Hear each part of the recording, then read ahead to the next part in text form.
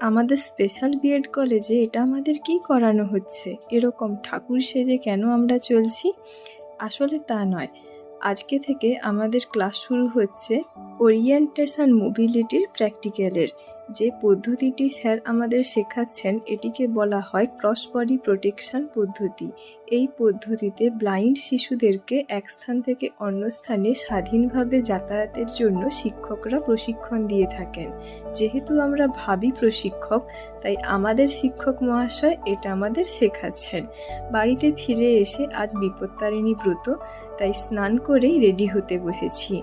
এত দেরি হয়ে গেছে যে বাইরে কোথাও মন্দিরে পুজো হচ্ছে না, তো দিদিভাই বাড়িতেই পুজোর আয়োজন করেছে। দেখো কত সুন্দর করে সাজিয়েছে, বাড়ির দুর্গা মূর্তিকেই সুন্দর করে সাজিয়েছে এবং সমস্ত ঠাকুরকে ফুল দিয়ে পুজো করেছে।